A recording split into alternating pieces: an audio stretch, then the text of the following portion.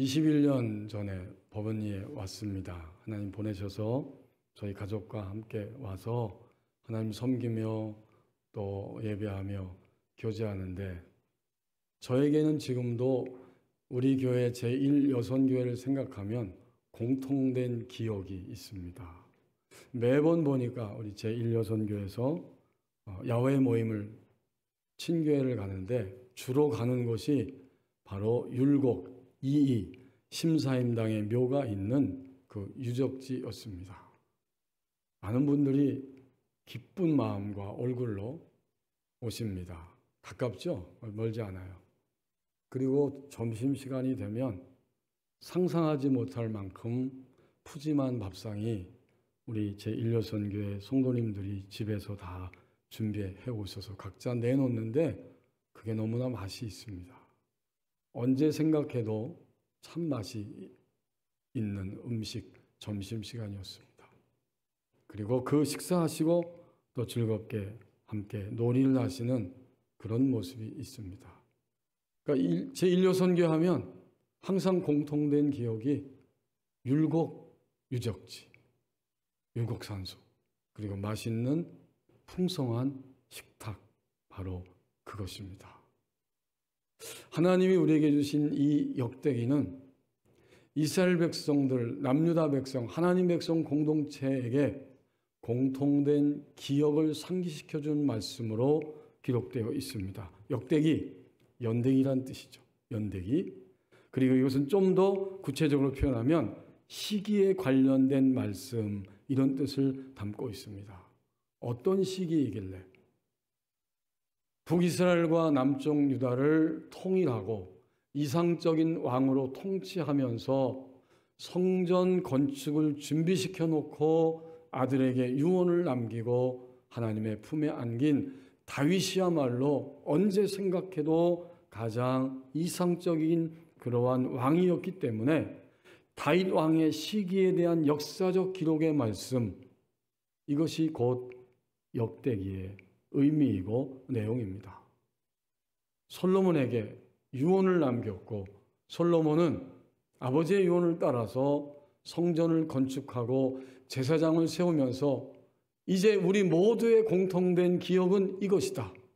곧 하나님이 지금 여기에 임재해 계시는 성전이 있고, 여기에 성전을 섬기는 레위 지파와 제사장들이 있어서 우리는 영원토록 여기서 하나님을 예배하고, 예배할 때마다 과연 이 지구상에서 우리는 바벨론 땅에 사로잡혀 갔다가 우리 조상들이 지금은 하나님의 능력의 손길로 돌아와서 영원토록 하나님을 예배하는 하나님의 백성입니다. 이 공통된 기억, 이것들을 가지고 이 역대기의 말씀을 기록하고 또 읽게 됩니다. 히브리 성서를 열다 엘렌 F. 데이비스라고 하는 듀크 대학의 미국의 구약학자는 어느 날 운동을 하면서 런닝머신 위에서 천천히 걸으며 좀 더 빨리 걸으며 팔을 휘젓고 다리를 움직이고 그러면서 그 앞에 역대기상 1장 1절부터 9장까지를 쭉 읽었다고 고백합니다. 여러분이 나중에 또 이미 보셨겠지만 1장부터 9장은 온통 이름들입니다. 족보의 이야기입니다. 이 엘렌 F. 데이비스가 1장부터 9장까지 이름을 하나하나 읽을 때 그의 표현대로 하면 온몸이 함께 참여하여 이름 한 글자 한 글자를 읽었다는 것입니다. 그리고 그 모든 것들을 읽고 난 다음 이렇게 깨달았다고 고백합니다. 이것은, 이 이름들은 900개가 넘는 이름과 이 족보들이 함께 연결된 이 많은 사람들의 이름들은 단지 그 당시에 하나님의 선민 유다 백성들만의 이름이 아니라 오늘 나의 이름도 여기에 적혀 있는 공통된 기억들이다. 온몸으로 그것을 읽어내면서 그는 감격하였다고 말합니다. 유대인들은 해마다 한 번씩 이 역대기를 읽을 때 우리는 누구냐면 바벨론 땅에 유배되었다가 하나님의 손길로 돌아와서 다시 이 땅에서 하나님을 예배할 수 있게 된 선민 하나님의 백성이다. 이 공통된 기억을 항상 새롭게 인식하게 됩니다. 그날 운동하면서 그 말씀 9장까지 읽었던 이 엘렌 F. 데이비스 성도나 25년 6월 마지막 주에 예배하는 우리들에게 있어서도 역대기는 공통된 기억을 떠올리게 하는데, 놀랍게도 유대인만의 이름이 아니에요. 역대기 1장 1절은 인류의 시조인 아담을 언급하며 시작하고 있기 때문입니다. 아담, 셋, 에노스. 창세기 5장 1절에서 6절에 나오는 인류 최초의 아담과 그의 계보가 역대기상 1장 1절 첫 부분에 다시 언급되는 것을 우리가 볼 때에 정말 오늘 이 말씀을 통해 나에게 있어서도 나는 구원받은 영원한 하나님의 백성이다. 하나님의 선행하는 은총이 있었죠. 예수 그리스도를 통해서 예수 그리스도의 이름과 그분의 사랑 안에서 우리를 구원하셨음으로 인하여 나의 존재가 어떤 존재인지 우리는 영원토록 흔들리지 않고 변함없이 확인할 수 있는 공통된 하나님의 백성으로서의 기억을 가지고 내게 주어진 21세기를 살아갑니다. 이것이 역대기의 핵심입니다.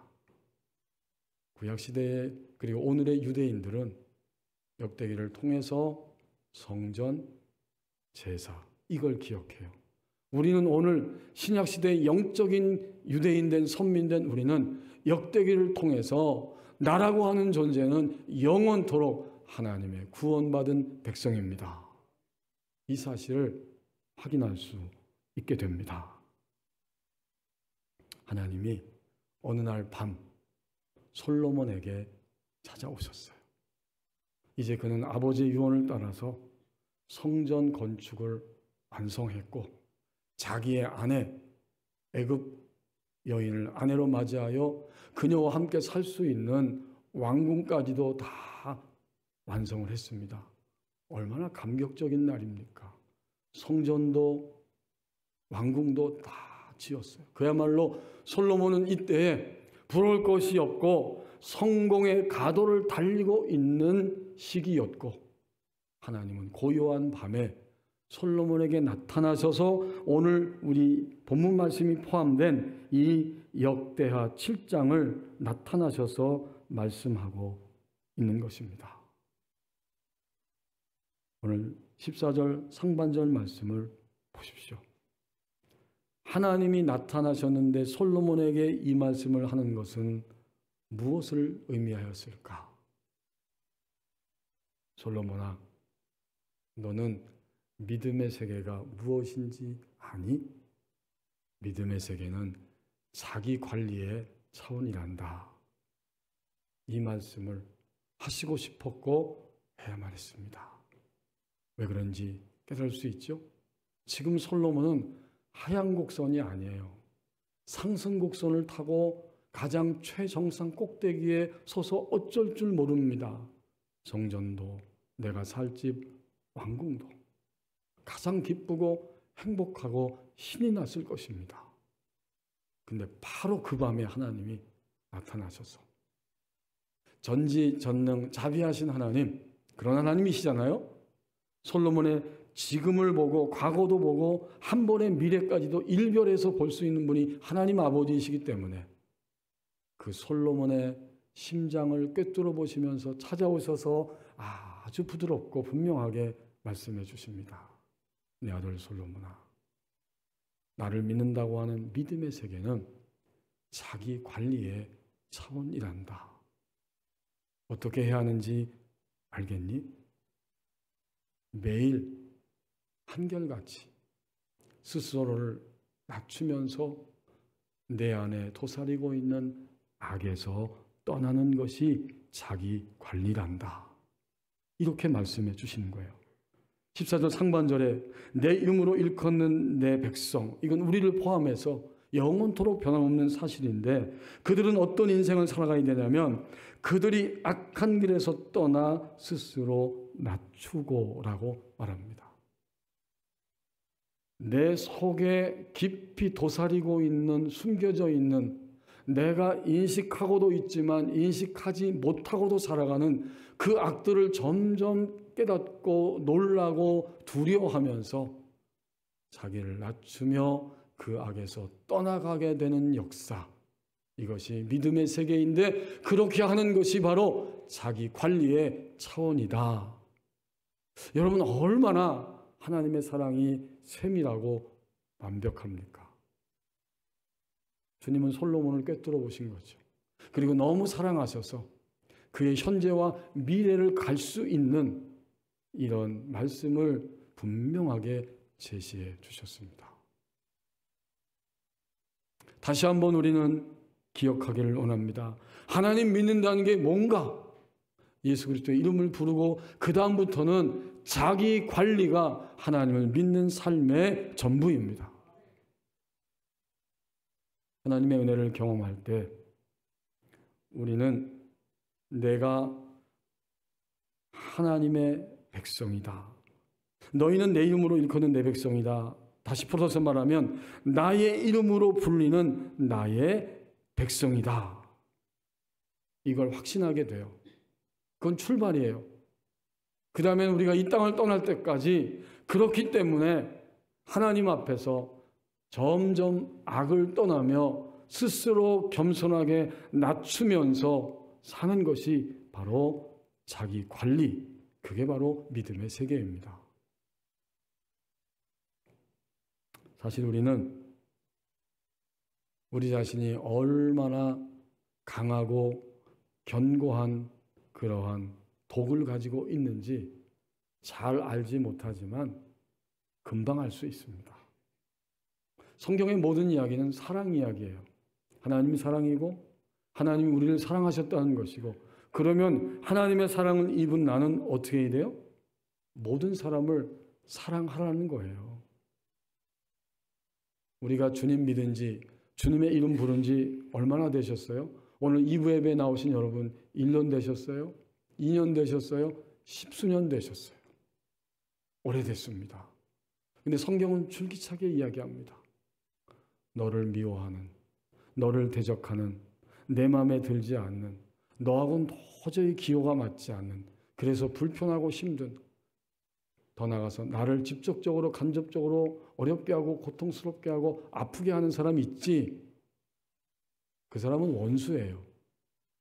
근데 성경은 사랑을 이야기하면 반드시 원수를 이야기합니다. 그게 기준이기 때문에 내 원수를 내가 스스로 갚으려고 하지 마라.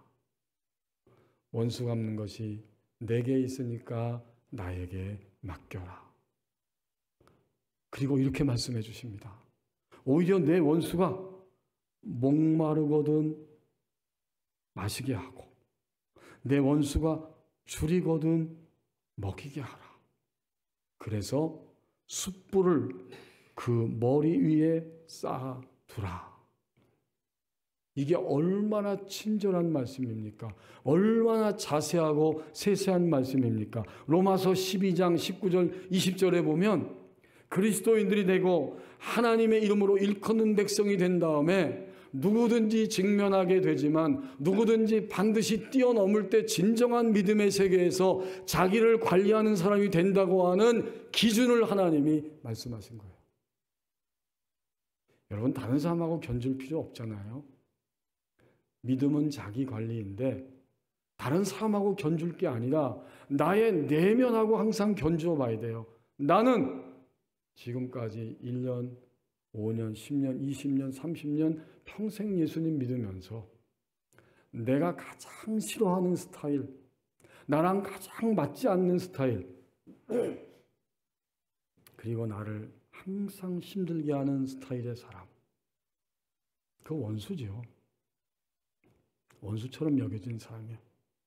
근데 하나님은 그 처방전을 이미 친절하게 기록해 놓으신 거예요.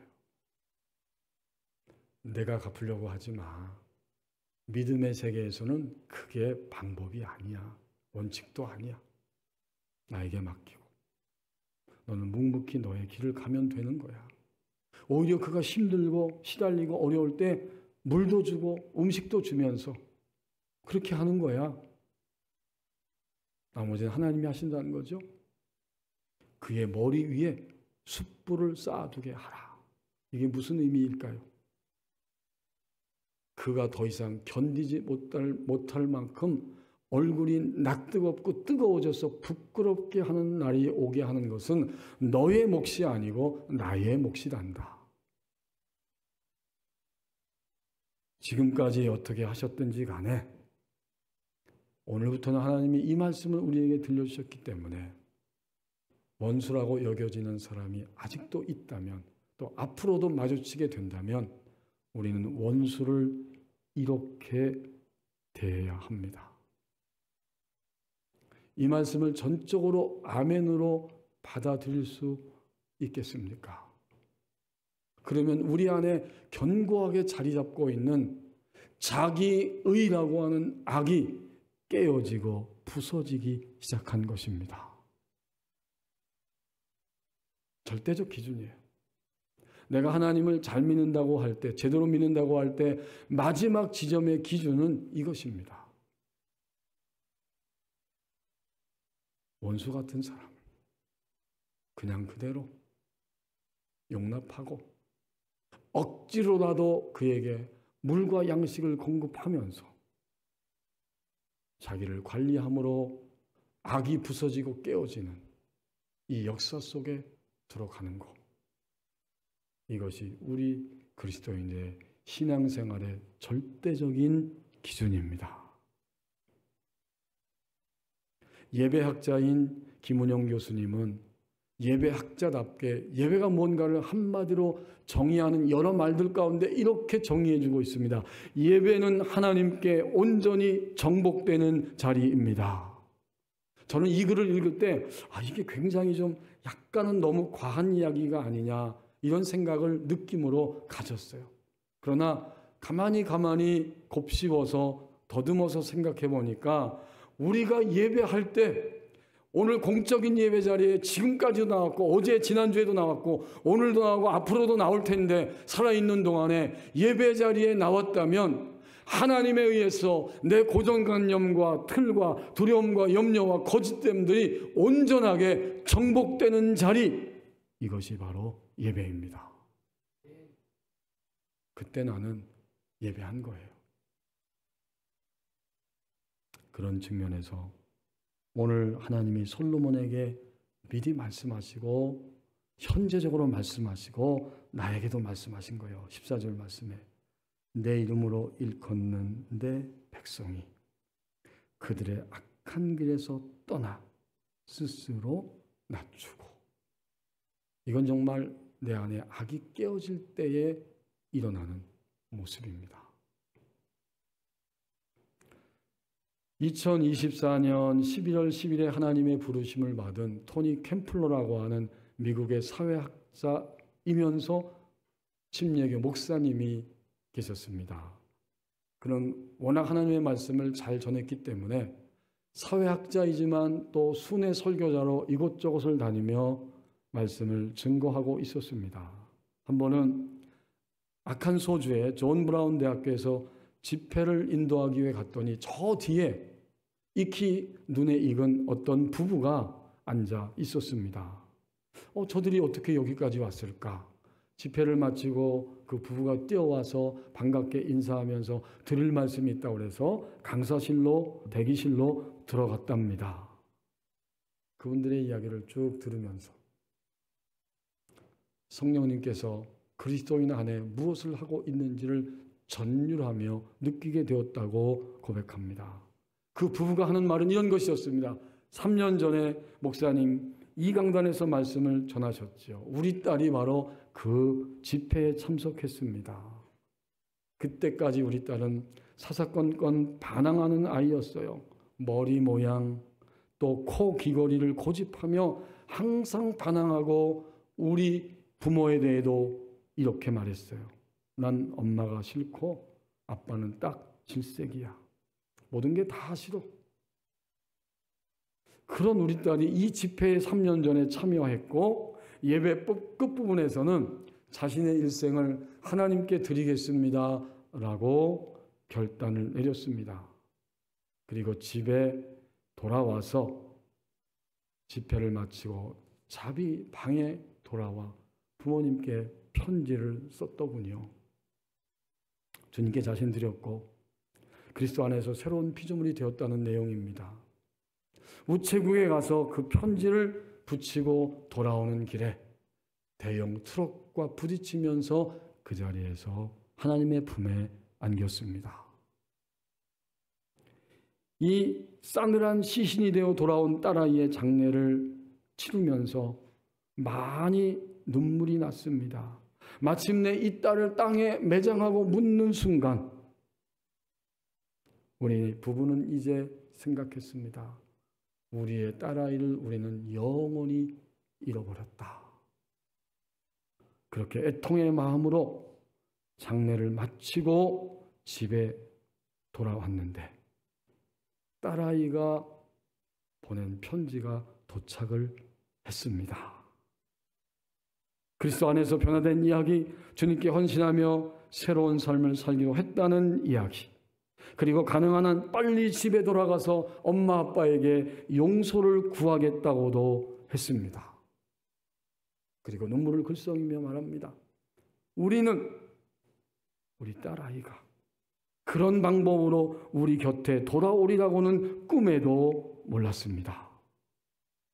목사님께 감사드리고 싶어서 오늘 이곳까지 달려왔습니다. 장례식이 끝마쳤을 때 우리 아이의 삶이 끝났다고 생각했는데 결코 그게 끝이 아니었습니다. 주님은 어떤 분이냐면 그 10대 후반의 소녀 안에 있었던 쌓여 있었던 악을, 내면의 악을 무너뜨려 주시는 분이셨습니다. 솔로몬에게 있는 내면의 악이 싹이 튀어나오고 자라면서 하나님의 왕 같은 통치를 대행해야 할 왕으로서의 사명이 잘못될 것을 미리 내다보셨기 때문에 가장 꼭대기에 있는 순간에 밤에 홀로 있을 때 찾아오셔서 솔로몬아, 믿음의 세계가 무엇인지 아니? 스스로 낮춰지고 안에 있는 악이 무너지는 자기의 관리 차원이 믿음의 세계란다. 이렇게 말씀해 주신 것입니다. 이제 14절 하반절 말씀을 보십시오. 하나님의 이름을 증언하는 생활이 따라오게 됩니다. 14절 하반절에 보면 그들이 자기를 관리하면서 내 이름으로 일컫는 내 백성이 자기를 관리하면서 살아갈 때에 하나님이 어떻게 하시냐면 기도하여 내 얼굴을 찾을 때 내가 하늘에서 듣고 응답하고 그들의 죄를 사하고 그들의 땅을 고칠지라. 땅이 왜 망가졌냐면 하나님이 그 땅이 너무나 패역하기 때문에 하늘을 닫고 비를 내리지 않고 농사한 모든 것들이 메뚜기가 갉아먹게 하십니다. 그리고 그 땅에 전염병이 유행하게 하신 것입니다. 자기 관리에 실패함으로, 그리스도인들이 자기 관리에 실패함으로 땅이 망가지게 되는 역사가 일어나게 되었을지라도, 이런 처지까지 떨어졌을지라도 어떻게 해요? 기도하며 내 얼굴을 찾으면 내가 하늘에서 듣고 그들의 죄를 사하고 그들의 땅을 고칠지라. 또 하나의 믿음의 아름다운 세계, 그 마지막 풍성한 믿음의 세계 지점이 뭔가를 이렇게 보여주는 거예요. 곧 기도의 응답을 끊임없이 경험하고 마침내 자기 자신이 고쳐지고 회복되는 역사가 나타나게 되는 것. 이게 믿음의 세계의 꽃이고 그 지점에 올라설 때에 하나님이 너희들을 통해서 나를 통해서 하나님이 드러나고 증언되는 이런 생활 속에 너의 인생을 살아가게 될 것이다. 여러분 이게 믿음의 세계라는 거예요. 우리는 지금 7장 14절 상반절에 머물러 있는지 아니면 그 지점을 넘어서서 나를 보면서 나의 어떠함을 보면서 사람들이 나를 통해서 하나님을 만나고 있는 것인지 이것을 이 아침에 하나님이 본문을 통해서 우리에게 묻고 계십니다. 현재도 우리는 내면 안에 뭔가 흘러가고 있어요. 우리가 아는 것도 흘러가고 우리가 모르는 것도 흘러가는데 그것은 향기로 흘러가기도 하지만 악취로 나타나기도 합니다. 그래서 그리스도인들은 끊임없이 하나님을 대면하며 기도하는 자들이 되어야 하고 기도하는 자이며 그게 다가 아니고 기도할 때마다 하나님의 응답을 경험하는 사람들입니다. 여기 분명히 하반절에서 말씀했죠. 내가 하늘에서 듣는다. 하나님의 응답이 임하는 거예요. 그들의 악과 악취의 모든 죄를 용서함 받으면서 다시 그 악과 악취의 썩은 내를 흘러보내지 않고 살아가는 그런 인생이 될 수 있도록 그들을 고칠 것이다. 이 말씀은 한마디로 이런 표현이잖아요. 그리스도인의 삶이 무엇인가 보았더니 기도의 응답을 경험하면서 자신이 매일매일 새롭게 고쳐지는 삶을 살아가는 것이다. 이제 오늘이 6월 마지막 주죠. 지난 6개월 동안 우리가 기도한 것 하나님 앞에서 얼마나 응답 받으셨습니까? 그리고 그 응답의 결과는 항상 나의 내면부터 나의 모든 외면에 흘러나온 것들이 고쳐진 거예요. 하나님이 이 땅을 고친다는 건 놀라운 거예요. 환경이잖아요. 환경에 손대서 고치니까 그 환경을 보면서 문이 닫혀 비가 내리지 않고 전염병이 유행하고 메뚜기가 곡식들을 뜯어먹음으로 생산성이 감소하고 있는 경제적인 어려움의 시대이지만 하나님 앞에 기도하였더니 하늘의 응답이 임하게 되고 그리고 그 하나님을 보면서 나 중심적이고 나의 생각에 빠져서 살았던 나도 점점 고침을 받게 됩니다. 이게 믿음의 세계라는 거예요. 우리는 6월 마지막 주에 이 말씀을 통해서 나라고 하는 존재, 내 이름으로 일컫는 하나님의 백성이라고 말씀해 주시는데 나의 존재를 돌아보게 됩니다. 내가 기도하고 응답을 얼마나 경험하고 있었는가. 그리고 내가 응답을 경험했다면 나는 얼마나 내면에서부터 겉으로의 행동까지 고쳐지는 그야말로 영혼 몸이 전인적으로 치유되는 축복의 시간들을 6개월 동안 살아왔습니까? 그것을 돌아보게 하시는 거예요. 그것이 믿음의 세계이기 때문에.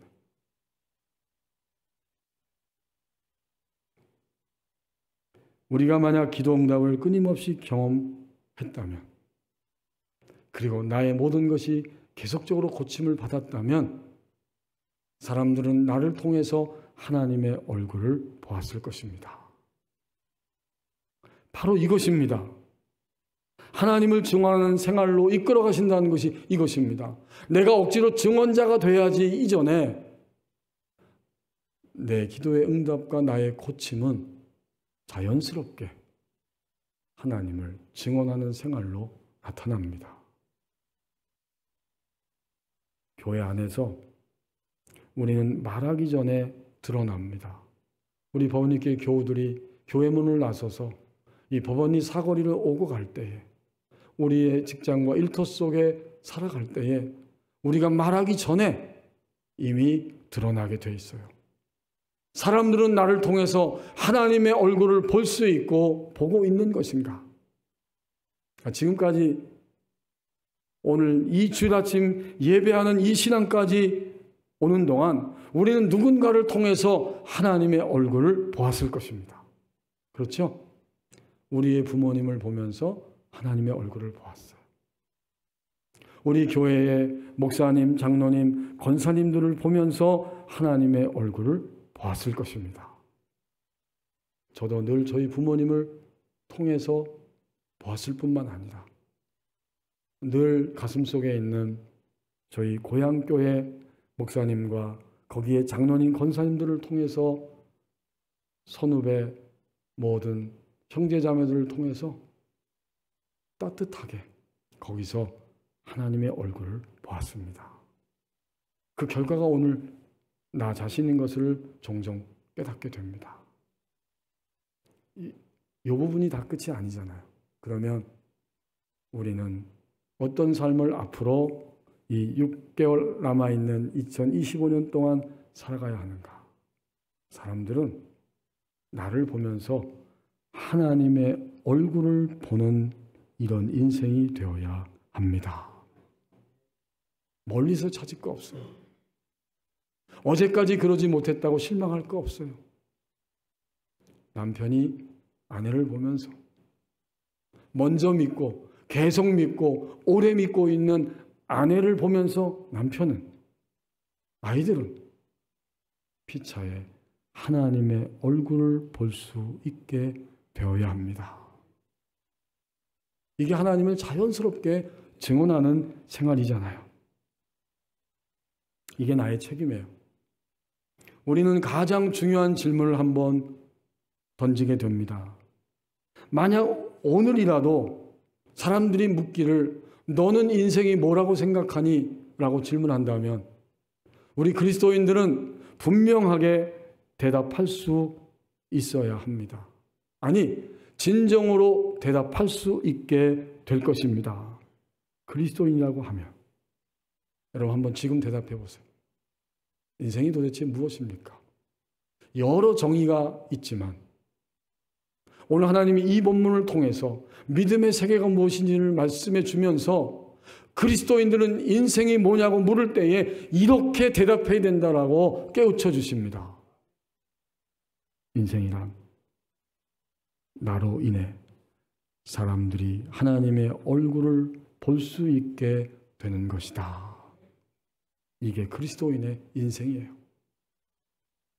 나의 기도의 응답의 경험, 그것이 쌓이면서 내 말과 생각과 행동이 점점 고쳐지게 되는 역사가 나타나고 회복되는 것을 보면서 거기서 사람들은 소망을 갖게 됩니다. 나도 목사님처럼, 장로님처럼, 권사님처럼, 집사님처럼 교회 나가서 하나님을 찾고 믿으면 그렇게 하나님의 얼굴을 볼 수 있는 것이지요 라고 하는 가장 위대한 소망을 보게 될 것입니다. 이것이 인생이라는 거예요. 그리스도인에게 있어서.